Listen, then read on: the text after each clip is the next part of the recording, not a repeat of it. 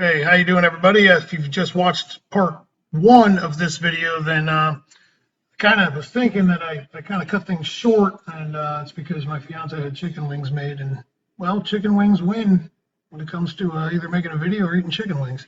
So I figured I'd go into a little bit more depth about a few more things that we look for in a data log, and I'm going to get into a little bit of the chassis stuff as well when you're looking at a data log. So if you're picking this up, go watch part one first, and then watch this. So we reviewed 60 foot. We reviewed a little bit about converter stuff. We reviewed about following a boost curve and air fuel target versus actual. And something I wanted to point out, I thought about when I was eating chicken wings, is just because you've got a car that's running, your air fuel is reading accurately to its target, doesn't mean that it's the right air fuel for your combo.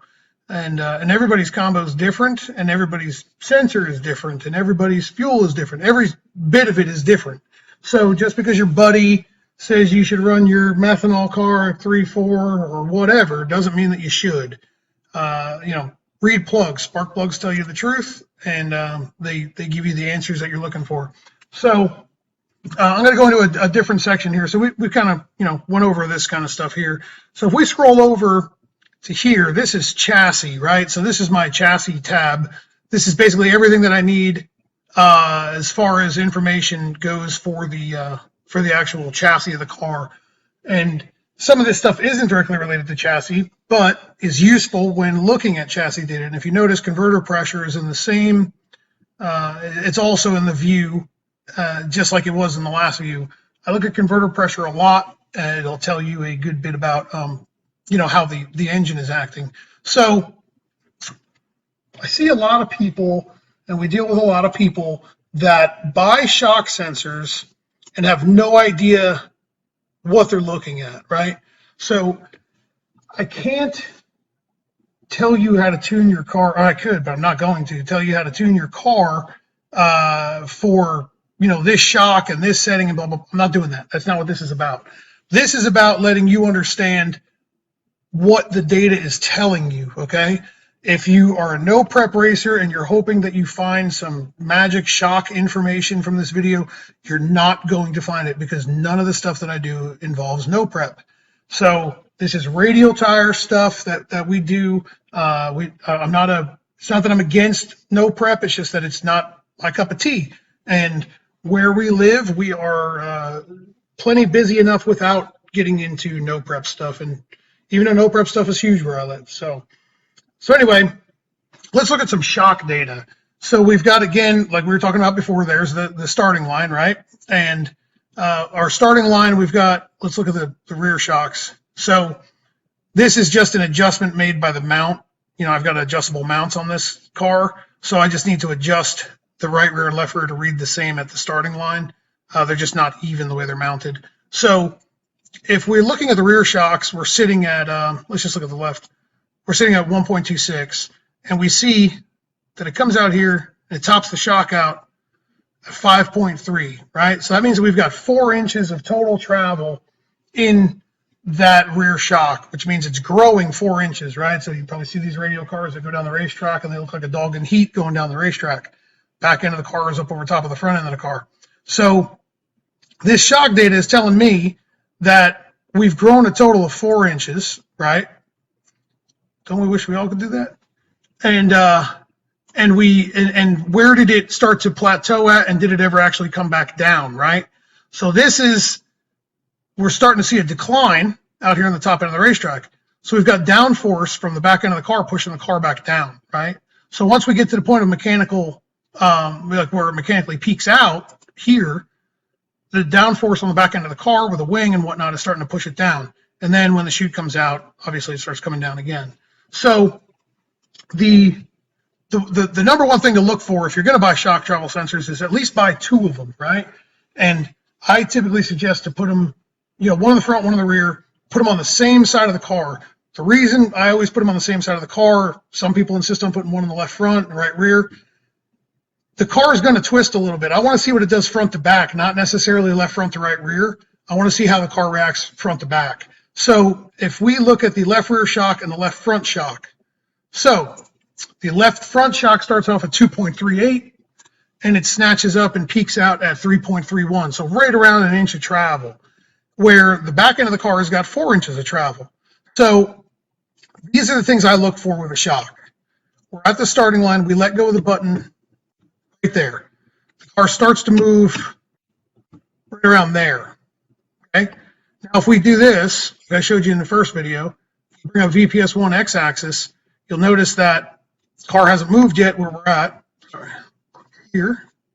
The car hasn't moved yet where we're at, and now the VPS starts to see some G right there. So if we notice, the back end of the car, right here, this rear shock, is starting to grow immediately. It doesn't move much. You know, it starts off at 1.25 and then comes up here to 1.55. So it moves 0.3 inches, and we see it on both sides of the car, right? And the car's starting to grow, right? The back end of the car's starting to grow, but it hasn't even moved off the starting line. That's because of the way the bars are set up in the car and making it react, you know, and starting to drive the body up and push the tire down.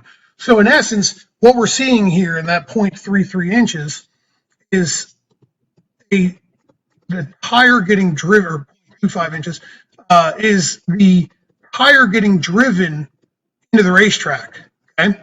So it's starting to drive the tire into the racetrack right here, and the front end is just starting to move right here, right? Here it's flat, front end just starts to move.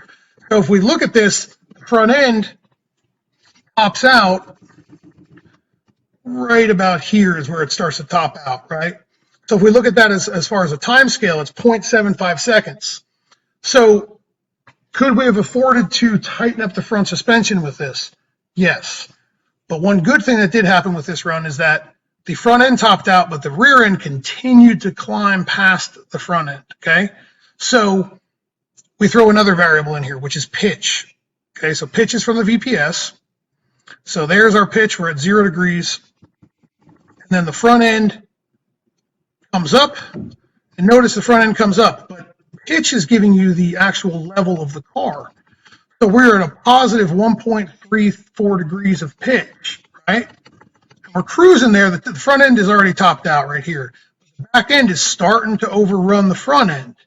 So if we were to compare, you know, distance traveled, right, where we're at, the left front shock is 3.3 and the left rear shock is 3.28. So we started off at 1.2, which means the rear shock has moved 2 inches, and then the front shock started at 2.3 and ended at 3.3. So it's only moved 1 inch. So the front end has moved 1 inch, and at this point the rear end has moved 2 inches, right? So we've unloaded the front tire, which is usually worth about 1/4 inch of movement, which adds to our pitch. Plus, we've added 2 inches of extension in the rear of the car from the rear shock. So it's sitting here riding out. Our pitch is positive 1.3 degrees, and it rides out, and then the back end starts to overrun the car. What is it doing? Look, it's starting to drive the front end down. So the front end's light right here, right? So the tire is basically just wobbling throughout here. You know, it's on the ground, but it's wobbling. And it's starting to drive the front end back down. And then right here, where that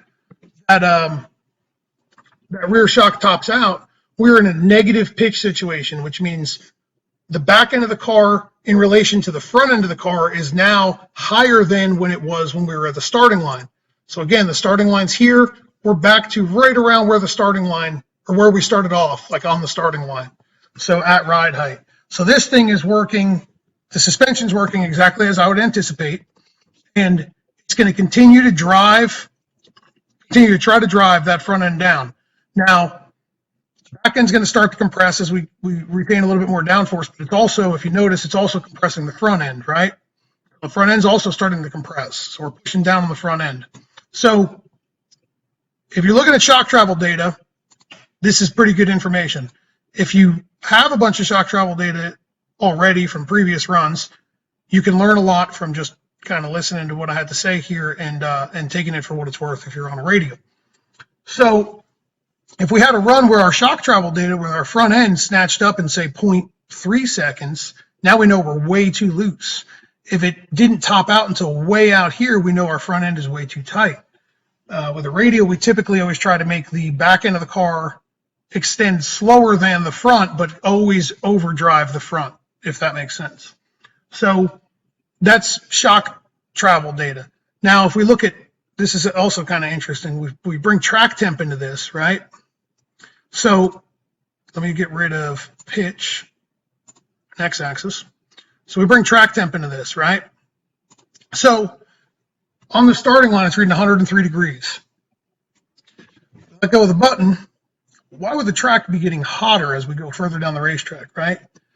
So I picked up, we're at 21 degrees out here by 1.5, 1.6 into the run. Well, the body of the car is coming up off the ground. So it's still driving the tire, but the body of the car is coming up. So the laser that picks up the track temperature is now scanning a wider pattern, right? Which gives it a little bit more room for error, and it's going to pick up a little bit hotter of a surface temperature. But see, notice it starts to come right back down once that front end starts to drive back down and the rear end starts to come back down. My track temp sensor is mounted right in front of the passenger rear tire. So as you see, if the chassis is growing, we see a little bit of variance in the track temperature. So because we're getting further away from the target, it's kind of like if you use a temp gun pointed at a header, the temp gun is going to read higher if you hold it further away from the pipe. So it's just something interesting I figured I would bring up about track temperature. The other thing I wanted to show you was front wheel speed, right? So we would anticipate this line to be nice and smooth, but if we notice right here, we get 30 mile an hour, 31 mile an hour, and it just lulls there, okay? So why did it lull there? Look right here, this is where the front shock topped out, right here, okay? The front shock topped out, and it lifted the front tire off the ground till here. Well, probably till about here. It lifted the front end off the ground. So if we were to look at pitch, what do we see with pitch right here? We see a drop, right? Because the back end's starting to overrun the front end. So again, it's pushing that nose down and it's driving that front tire back onto the ground. So, and then you start to see a pretty erratic reading on the front wheel speed sensor. That is strictly because, well, I screwed up and I put the gap too wide. So I did the same thing on the drive shaft speed. The gap is a little bit too wide, but it is what it is. We all kind of screw up. I should have set it at right around 15 thousandths, and I set it at like 50 thousandths. So, so these are just some more, interesting tools that you can use to look over your data for a drag race application. The other cool thing about the VPS is yaw, right? So this blue line right here, I've got video to prove this, but this blue line right here, we're on the starting line. If you let go of the button and the car went absolutely perfectly straight, it would be right along this white line that we have, okay? But notice it yaws a positive 0.65 degrees. So according to video, it drove a very little bit left, and then Jordan, my buddy who was driving, brought it back straight and just kind of oversteered it just a little bit to the right and brought it right back to where it belongs. So yaw is a pretty cool tool to have at your disposal, as well as roll. So did the car roll? Did it need any roll bar adjustment? No, not much. Out here it kind of moved a little bit. Could it afford to have a little bit more preload put in any roll bar? Probably. But again, this is the second full pass on a brand new car, so I can't really complain too much. So hopefully this answers some questions about chassis tuning and what to look for in Holley EFI software. Of course, we could do a bunch of advanced tables for pitch and for wheelie control and for front versus rear wheel speed and yada yada. But if we did front versus rear wheel speed, and this is something that I harp on to people that get hung up on front versus rear wheel speed, and this is why I prefer to just use the Davis products for traction control. If we would have knocked power out of this, now granted this is in RPM, but if we would have knocked power out of this, Notice that little check right here. So they see a little check in the drive shaft speed, and it correlates to right when the front end started to touch down. Well, if we would have knocked power out of it here, all through here, because the front tire was off the ground, the car would have slowed down. So you have to be pretty liberal when it comes to your windows of correction with front versus rear wheel speed. So this is why I prefer to just do it all off the drive shaft. So, but I have front wheel speed on the car just for these purposes, right? So let's look at another thing, and this is why converter charge pressure is on here. Notice what happened. Again, I can't harp enough as to how important what converter pressure is, right? But notice what happens, right? Converter pressure peaks off, RPM couples, the engine couples, and that's where the front end starts to come off the ground, right? So if I would have not been a pussy with this and hit this thing with some more power, what happened is we would have been able to make this roll a little bit higher and a little bit further out, gained more drive shaft speed, and shoved more power into it sooner. We probably would have fought this right out of the way. So we probably wouldn't have seen that front wheel speed lift off the ground if we would have hit it from home a little bit harder, where that converter charge pressure is the reason it's starting to decline is because now the converter is coupled, right? So it's going to start to decline. And you know, you'll see the pressure start to fall. So pretty normal for my combination to, you know, start to come down in pressure as we get closer and closer to the shift, and then it does the same thing in high gear, just because the converter from Cameron's is it uses a lot of fluid. So, but anyway, that's some chassis stuff for you. Hopefully this educates some of y'all. Please do not message me asking me to look at your logs for every little nook and cranny to see what you can find or what I can find for you. The idea of these videos is to try to educate you on how you, making you be able to do it, not me do it for you. You know, we don't, you know, it's not like a charge for these videos or nothing. You know what I mean? Just take the information.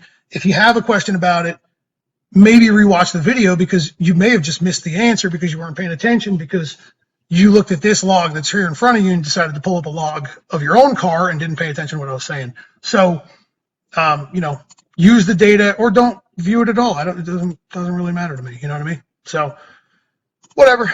Anyway, hopefully this helps y'all. Let me know what you think. See you.